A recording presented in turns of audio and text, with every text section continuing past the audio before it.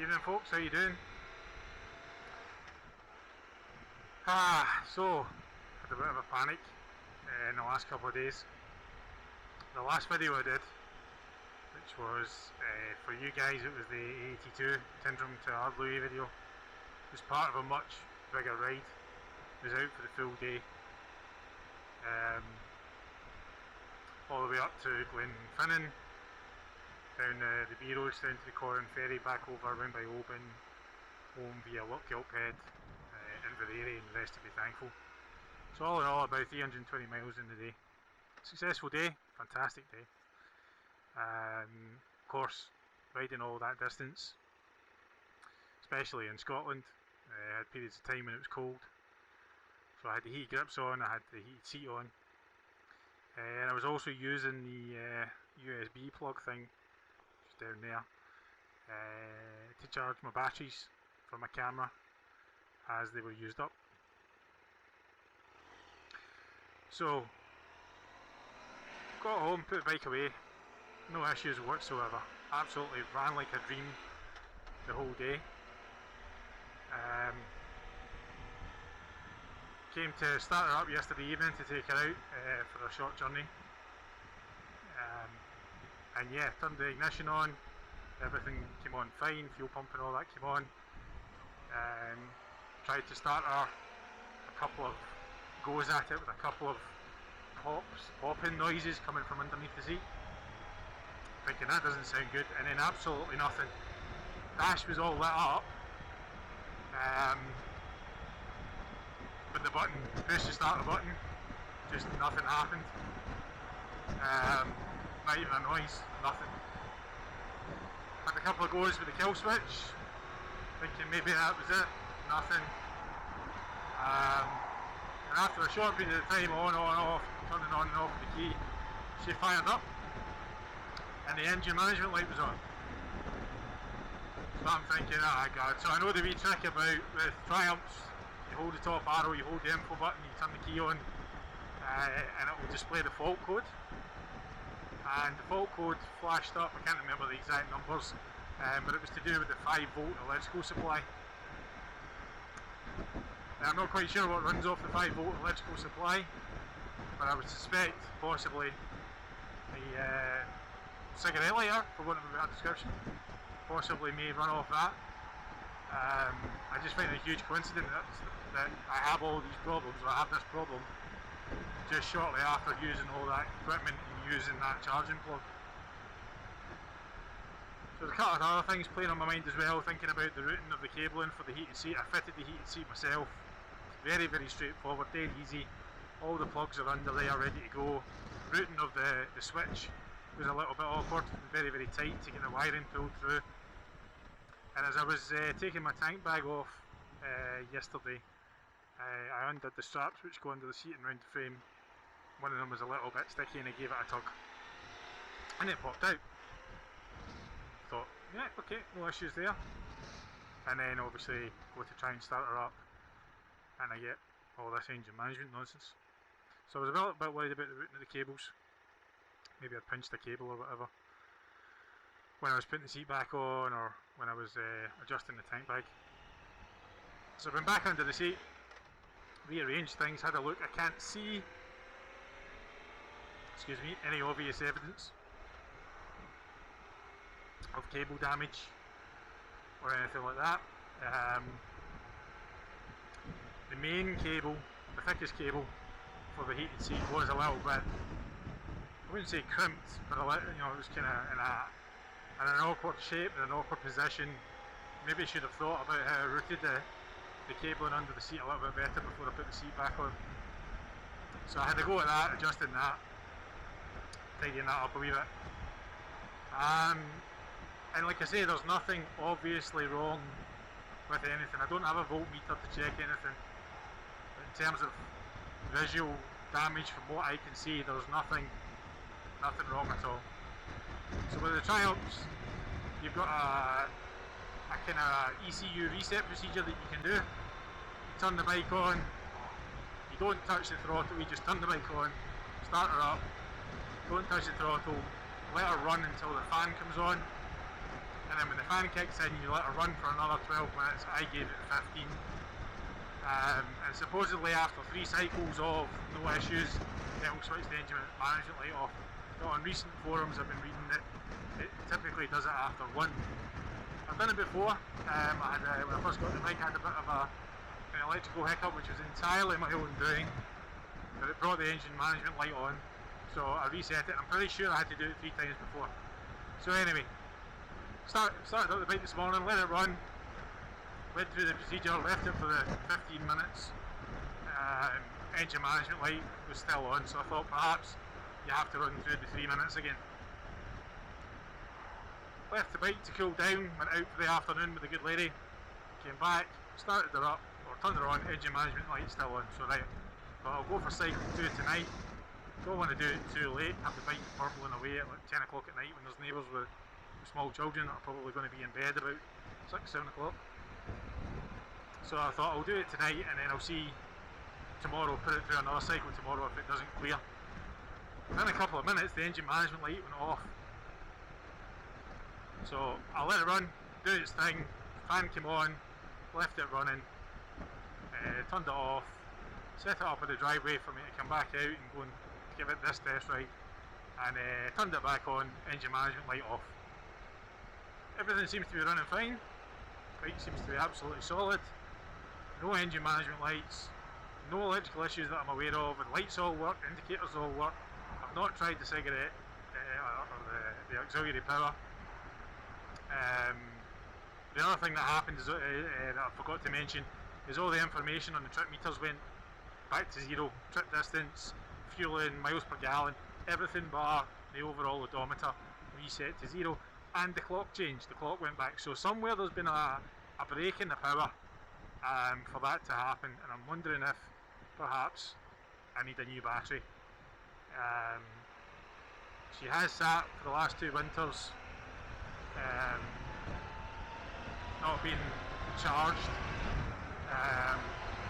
You hear mixed reviews about things like nickel chargers, and I don't have any power in my garage, so I can't leave it on full time. So I think what I'm going to do tomorrow is maybe look at getting a new battery, fit a new battery, see how we get on from there. Whether there's just been a voltage drop due to the battery being a bit shagged, I don't know. So I'm just a bit curious, is anybody else with these 2013 Tiger Explorer and something similar? I know on the forums there's a few messages from people with various different types of Triumph with the same error code. I don't know, maybe I'm missing something, but for me there doesn't really seem to be any conclusion to any of the messages. There's a very interesting one from a guy who said that, same as me, it just kind of went away. He rode the bike and he was going to update later on and see what the outcome was. He doesn't seem to ever have updated. There's a guy on the same thread who said he was at a track day with his 675, I think, and the exact same thing happened. Everything reset to 0, and he was looking for the chap to respond as well because it ruined his track day. I think these posts were all back in 2015, 2016. So there's no point, I don't think, trying to kind of go on and say, hey guys, can you let us know your conclusions. So yeah, anybody out there with one of these Tigers, I'm going to post this on the Triumph Tiger 1200 Facebook page, see if I can get any feedback from there. She seems to be running bob on. I don't, I've only been out for what, 20 minutes or something, not even that. And there doesn't seem to be any noticeable issues that I can detect. That was a loose manhole cover, Jesus.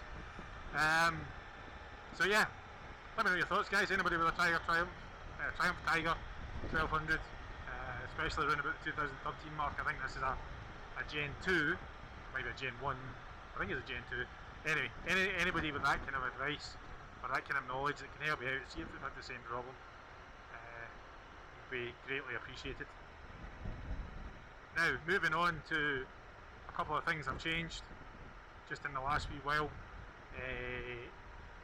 I took the jump and got myself a Cardo Packtalk Bold. Up to now I've been using a wee cheapo Bluetooth communicator, 30 quid I think I got from Amazon a couple of years ago. Got one for me, got one for my daughter, got one for my girlfriend. We had them all in our helmets. And to be honest, for the period of time I had them, I was perfectly happy. But this helmet, the AGV AX8, doesn't have any of the cutouts. So the speakers are sitting behind the foam padding, so you have foam padding between your ear and the speaker, which you think might actually work quite good as a kind of muffler or a dampener. But I just was never happy that, you know, above 50 miles an hour, you could barely hear the music. If you knew the track, then fine, your brain added it all up, but barely hear the music, and certainly making a phone call, hearing people on the other end of the phone was becoming a bit of an issue. So I went on to T.1 Patreon supporters Facebook page, asked the question whether the Packtalk Bold is worth the money. I've seen plenty of reviews from Richie Vida, T.1 himself, Bruce Smart, yeah, anybody and everybody, Mr. Flyer, anybody and anybody in the motovlogging world has reviewed these things, and they're all using them, so that kind of tells you what you need to know, really. But anyway, the T.1 Patreon supporters page came back and said, yeah, absolutely, blah blah, and a lot of people questioning the effectiveness of just the Bluetooth communication. So I'm a little bit, not concerned, but a little bit thinking that there might be some issues communicating with my daughter's headset, my girlfriend's headset, but I need to try that out. But with the JBL speakers, people were saying sound quality is really good. And some people recommending that because they're good quality speakers, you actually have to break them in if you like to use them and bed them in properly before you get, oh, the wee doggy, before you get the best quality sound. I have to say, without having broken them in, the sound quality is fucking awesome, and I'm going to bleep that out. Absolutely brilliant, powerful, good bass tones. Yeah, I can't wait. If this is it without it, the speakers have embedded in, I can't wait to hear what the difference is. So yeah, that's a new bit of kit, just fitted in the last couple of days. They're expensive, they are expensive, especially when you compare it to a wee £30 cheapo headset off of eBay. But yeah, if it's something you use a lot, I think it's worth investing in. Now I just need to persuade my riding buddies to get them, because then we can make use of the whole DMC mesh intercom thing, which is a lot more reliable, a lot stronger than basic Bluetooth. So yeah, member of the Useless Cunts, MCC as we call ourselves, the four of us, get yourselves a Cardo Packtalk Bold and let's get chatting. Don't really want to be listening to your crap chat all the time, but it would be good when we're out riding to kind of be able to communicate with each other other than waving our hands about in there. So yeah. Now, on the subject of the action camera, as you know, I use the DJI Osmo Action. Love the camera, brilliant. And sound has always been a bit of an issue. Because I couldn't quite get the right plugs, jack plugs to work in the right way, blah blah blah blah. But a little bit of conversation online with the bearded bobber. Cheers, Paul. Going to have a look at his channel. He's come back to, or he's gone to the DJI from having a GoPro Hero 7, and set his up in the way that he had his GoPro set up, and his audio seemed to be cracking, especially with the pipes that he's got on his Bobber Black. Picked that up really nicely. So I took some of his advice, went online, got the bits and bobs that I needed, and it seems to be a million times better. I've obviously started posting up videos, so I'm happier with the audio than I've ever been, to be honest. However, on the ride up to Glenfinnan, it was quite windy, and I think some parts of the video footage that I've looked back at, that does come through in the audio. So because I was rerouting all my cabling etc and fitting the Cardo, I decided I would kind of do the same thing with the microphone for the DJI. Now this is really windy down here at the moment, so I'm hoping this is a good test. So I took out the microphone I got a dead cap which I tried to use previously and it made no difference at all just because the setup wasn't right. So I've now installed the microphone back in the position it was in the chin bar of the helmet, just behind the camera, with a dead cap on it, and hopefully that will make a little bit of a difference. But what should also make a difference to that is when I was looking underneath the seat to find out about the electrical problems, I decided to put the seat on the lower position. There's two heights you can set this seat at. I've always had it on the higher position, so I've always kind of preferred sitting that little bit further up. It's not hugely noticeable when it comes to putting your feet down. I can still flat foot the bike. It should be a little bit easier being a little bit lower to move it about in awkward situations, car parks with slopes and gravel and all that kind of thing. But what I'm noticing right here and now is that I'm that little bit lower behind the screen and I'm now in perfectly clean air. The tip of my visor isn't bobbing about, and I like it when it was up there. So the airflow seems to be going over my head in a lot better pattern. What the hell is that? I don't know, I'm talking in American. A lot better pattern. Which means I'm not getting quite as much buffeting underneath the beak. Adventure helmets are bad for catching it there. There's a big slip between the helmet and the visor which lets the air pass through, but even when it just catches up there it can make the front of the helmet vibrate a bit.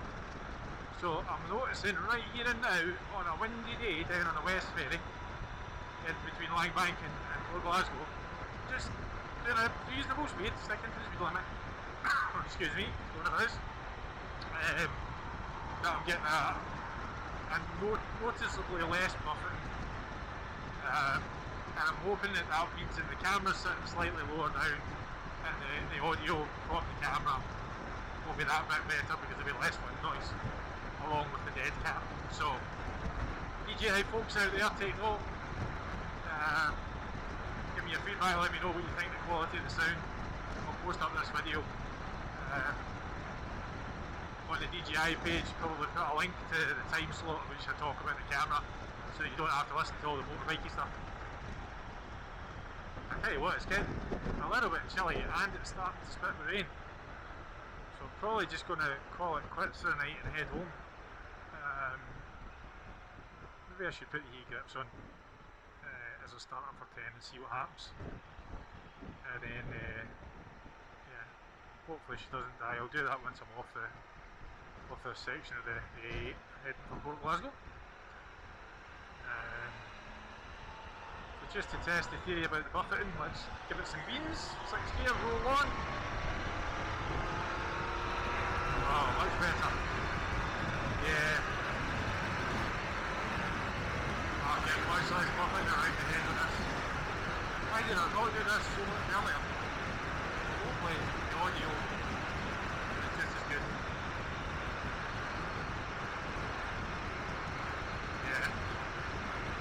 So, it's going to be clear why I'm looking at you right now. You're not looking forward. But yeah, this is so much better. So much better. Don't find these things out, folks, if you don't try them. So, even if it's by default, you try something else.